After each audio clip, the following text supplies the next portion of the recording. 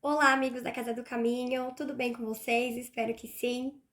Eu sou Carol, estudante da casa, e fico muito feliz de poder estar aqui mais uma vez nesse encontro online, nessa palestra virtual.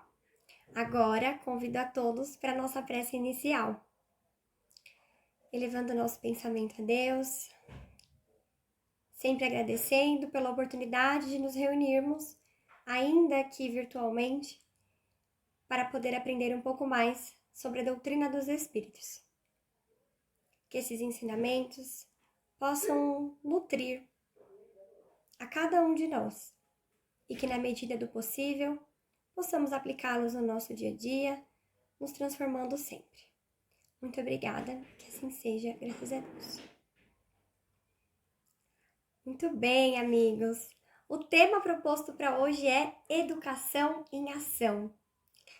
O início do ano, geralmente, também é o início de cursos, tanto na área da doutrina espírita, das religiões em geral, mas também para as pessoas que vão buscar, um aprimoramento acadêmico e profissional. O início de ano sempre vem recheado de atitudes e comportamentos que a gente quer mudar. E isso também faz parte do processo de educação, Não só a educação intelectual, mas também a educação moral. Então, nós vamos passear um pouquinho sobre essas temáticas, usando como referência, como embasamento, trechos aí da doutrina espírita. Eu até coloquei para ilustrar essa imagem aqui da borboleta, da transformação da borboleta. Daqui a pouco eu vou explicar mais um pouquinho sobre isso, mas é porque de fato eu acredito que esse processo de educação que a gente vai construindo, porque educação é uma construção, tem muito a ver também com essa transformação que acontece na natureza com a borboleta. Muito bem. A palavra educação, dentro da sua origem, ela veio do verbo educare. É um verbo em latim que naquela época significava fazer crescer, criar, nutrir. Educação, então, está muito relacionado com a ação, Até coloquei aqui o exemplo da plantinha, do nutrir, do fazer crescer. É claro que quando a gente pensa em educação, a gente vai muito para o lado da criança, mas nós também, enquanto adultos, estamos nos educando a todo tempo, porque nós somos espíritos imortais. Na nossa longa jornada, através das encarnações, nós estamos num constante processo de educação. Educar a nossa ação, nutrirmos, crescermos. Nós começamos lá como uma sementinha e à medida que nós vamos nos educando, nós também vamos nos desenvolvendo. E esse processo de educar a ação, esse processo de fazer crescer em nós coisas positivas, mudança de hábitos, transformação íntima, esse processo de evolução, ele exige uma série de coisas, Ele exige de nós diversas habilidades. E existem algumas ferramentas que nos auxiliam nesse processo de educação. E uma delas é o espiritismo. Com certeza, nessa nossa jornada, para tentar nos melhorar, para tentar nos conhecer melhor, para tentar buscar algo que atendesse às nossas demandas, nós encontramos a doutrina espírita. E aí eu trouxe um trechinho do livro Pedagogia Espírita, do professor Herculano Pires, que, como todos nós sabemos, foi aquele que traduziu as obras da codificação do francês para o português. E, segundo Emmanuel, aquele espírito que acompanhava Chico Xavier, foi o metro que melhor mediu Kardec. Ou seja, ele foi muito fiel nas palavras do codificador dentro das obras, Ele não foi introduzindo conceitos pessoais, introduzindo palavras, não. Ele foi fiel para que a gente pudesse estudar aí dentro da coerência doutrinária. Herculano Pires também foi um grande defensor da doutrina espírita, foi um grande pesquisador e deixou aí um legado de obras que nos auxiliam na compreensão da doutrina. Uma dessas obras é a Pedagogia Espírita, na qual ele diz que espiritismo também é educação. O espiritismo é uma ferramenta que nos auxilia, que nos faz nos transformar cada vez mais, assim como aquela imagem da borboleta. Ele fala que o espiritismo é educação individual, mas também é educação de massa. Olha que interessante essa frase dele.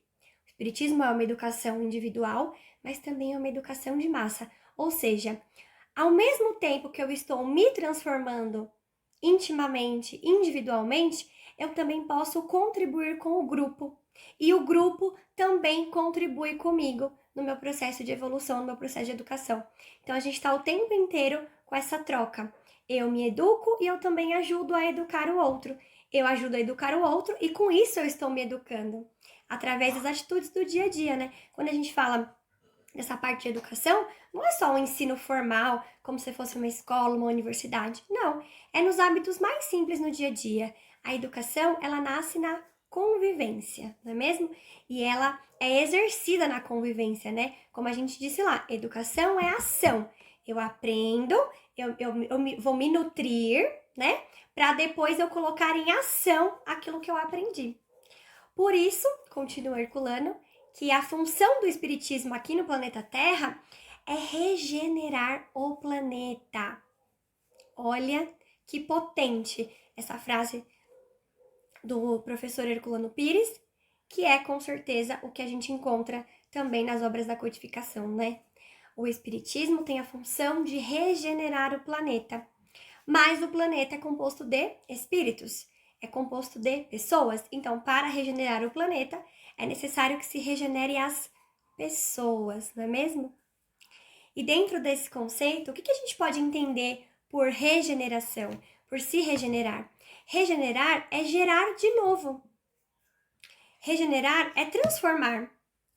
É gerar de novo naquele homem velho bons hábitos, o homem novo, que é o homem forjado dentro dos princípios do Evangelho. Assim diz Herculano Pires nesse trecho do livro Pedagogia Espírita. É gerar de novo dentro de nós coisas que não foram muito bem interpretadas, coisas que não foram bem colocadas. É a gente começar de fato a entender que aquilo que eu fui não necessariamente precisa ser aquilo que eu sou ou que eu vou continuar sendo. Então eu vou estar o tempo inteiro em transformação. Esse processo de educação, ele vai substituindo velhos hábitos, velhas atitudes por novos hábitos, novas atitudes. E assim eu me regenero, eu me transformo, eu vou gerando de novo coisas boas em mim. Mas todo esse processo de educação não é um processo natural. Não é um processo que se dá de maneira espontânea. Educar-se, como eu coloquei aqui embaixo, né, exige um esforço por parte de cada um de nós, que somos os educandos. E aí entra o paralelo que a gente vai fazer com a borboleta. A borboleta, ela começa como lagarta, né? E não é naturalmente que ela vai se transformar em borboleta. O que eu quero dizer assim, que não é natural, é que não é de um dia para o outro. Não, ela tem que passar por uma série de processos, por uma série de fases. E essas fases também exigem um esforço da parte dela. Porque quando ela é lagarta, ela precisa se arrastar, ela precisa se movimentar para poder comer, para poder se alimentar, ficar bem gordinha. Então ela precisa comer as folhinhas, todo momento se alimentando. Logo depois ela vai para o casulo. E aí ela precisa aguardar no casulo o tempo certo dela sair.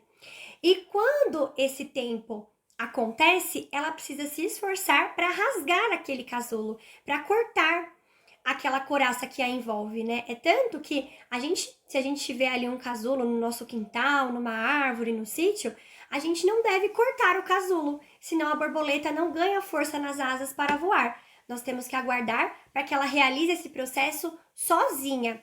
Assim, ela vai ter completado a sua metamorfose, vai se transformar numa borboleta, vai evoluir e vai encantar aí o nosso jardim, né? O nosso planeta. Então, isso se relaciona muito com a gente. O nosso processo de educação, ele também não é natural. Ele exige um grande esforço da nossa parte. Até porque, se fosse natural, seria muito confortável pra gente. A gente poderia ficar aqui aguardando tranquilamente, e aí as coisas iriam acontecer, o progresso chegaria para mim, eu evoluiria sem precisar me esforçar, sem precisar viver as minhas fases. E a gente sabe que não é assim que acontece, não é mesmo? Assim como a borboleta, nós também vamos nos arrastando, né? Vamos ter que nos alimentar, não de folhas, mas de coisas positivas. nós vamos ter que nos educar, temos que adquirir bons hábitos. Muitas vezes erramos, o tempo inteiro erramos, e com esses erros a gente também aprende. De repente a gente dá um passinho, né? Sai daquela postura primitiva, começa numa postura mais reflexiva, mas com isso também vem a responsabilidade, que nos faz o tempo inteiro nos questionar, faz-nos o tempo inteiro moldar a nossa personalidade, que ainda fala mais alto, né, as nossas necessidades materiais, e com isso a gente vai criando o nosso casulo do qual nós mesmos seremos responsáveis por romper para que a gente possa evoluir. Então, por isso que eu coloquei a borboleta, porque eu acho que faz um paralelo muito interessante com a nossa jornada enquanto espíritos também. Então, esse processo de educação, ele exige um esforço da nossa parte. Ele não é natural, ele não vai acontecer de uma maneira simples, não. As informações, as oportunidades, essas sim nos encontram, né? Muitas vezes nós temos a oportunidade de frequentar uma casa espírita, de compartilhar e trocar e aprender com os outros os ensinamentos da doutrina, através dos exemplos, através das aulas, das palestras. Nós somos convidados muitas vezes na nossa família a treinar a nossa paciência, nosso respeito, a tolerância, no nosso ambiente de trabalho, enfim, nas diversas esferas com as quais a gente passa, nós temos aí oportunidades que naturalmente chegam pra gente. Mas se eu não souber aproveitar, se eu não me esforçar para transformar aquela oportunidade em ação, em educação, em algo que seja útil e produtivo, ela vai passar e eu não vou nem perceber. Então, nós temos que o tempo inteiro vivenciar essas fases, né? E um outro paralelo que a gente pode fazer da borboleta com a nossa vida é que a borboleta e as diversas fases que ela passa se assemelham com as diversas fases que nós passamos também ao longo das reencarnações. Por que a gente reencarna? Para aprender mais. Cada reencarnação que passamos é como se fosse uma fase da borboleta, é como se fosse aí uma nova sala de aula do qual a gente adentra para aprender mais um pouco, para se educar, para vivenciar diversas experiências que possam nos fazer crescer, evoluir e romper com o casulo que cada um de nós possui, né? Lá na resposta 133 do Livro dos Espíritos, tá assim, que todos são criados simples e ignorantes. Tenho certeza que todos nós já ouvimos isso, né? Dentro dos estudos, das palestras, todos nós já temos muito claro dentro de nós que o Criador nos fez simples na forma e ignorantes no saber. Então, nós fomos criados lá atrás como uma folha em branco e fomos pintando o nosso caminho ao longo das encarnações. E a nossa instrução, a nossa educação, ela vem através das lutas e das tribulações da vida corporal. Por isso a reencarnação é importante. Por isso que o planeta no qual a gente reencarna, pra gente é uma escola. Porque é lá que a gente vai vivenciar essas lutas, essas provas, essas tribulações que vão nos fazer evoluir mais rápido, né? Eles até completam dizendo que Deus, que é justo, não podia fazer felizes a alguns sem penas e sem trabalhos e por conseguinte sem mérito. Então ele quer dizer assim, ninguém vai evoluir de um dia para o outro. Ninguém foi criado perfeito, nem Jesus, que é nosso mestre e que, pelo que nós conhecemos aqui no planeta Terra, foi o espírito com mais alto grau de perfeição que podemos conhecer, né? É claro que no universo, na imensidão do universo, existem outros, tais como Cristo, né? Mas aqui pra gente, na nossa pequena casinha, quem nos auxiliou aí foi o Mestre Jesus. E mesmo assim, ele não foi criado daquela maneira, já perfeito. Muito pelo contrário, ele teve que seguir todo o caminho que seguimos também. Teve que vivenciar todas as suas fases para ter mérito em suas ações e assim ser considerado mestre. Por quê? Porque o mestre é aquele que já viveu todos os caminhos, já passou por todas as fases e volta para ensinar. Se a gente pensar aí no contexto da escola, da faculdade, não é assim? É aquele que passou por todas as graduações, depois ele volta para poder passar o que ele aprendeu. A mesma coisa é o Cristo, né? Ele vivenciou tudo que a gente passou e ele volta para dizer: é possível. Cada um de nós tem a possibilidade de evoluir tal como Cristo evoluiu. E nós estamos nesse caminho, né? Esse é um caminho longo, longo, longo, mas o importante é a gente se colocar no caminho e perceber o quanto a doutrina se coloca como bússola nessa analogia de caminho, né? Então, se a educação é um caminho, se a transformação é um caminho, a evolução é um caminho, a doutrina é a nossa bússola, que faz com que a gente se guie da melhor maneira possível nesse caminho. Mas, para isso, eu preciso conhecer o mapa. Até porque, como dizia o antigo autor, né? Para quem não sabe onde vai, qualquer caminho serve. Quem falou isso foi o autor daquela história Alice no País das Maravilhas, né? Naquela parte que o gato fala pra Alice: pra onde você quer ir? Não sei. Ah, então tá bom. Pra quem não sabe onde vai, qualquer caminho serve. Se a gente não sabe, não tem clareza de onde a gente quer chegar, qualquer caminho a gente pode seguir, que vai levar a gente para qualquer lugar. E há quantas encarnações nós já não estamos indo para qualquer lugar, não é mesmo? E aí chega o momento que a gente conhece a doutrina, conhece a nossa bússola e precisa conhecer a nós mesmos. Então, assim, eu já sei qual é o meu caminho, eu já sei o que eu preciso para poder seguir nesse caminho. Mas e aí, qual é o caminho? Qual é o mapa? Sou eu mesma. O conhecimento de si mesmo é a chave do melhoramento individual.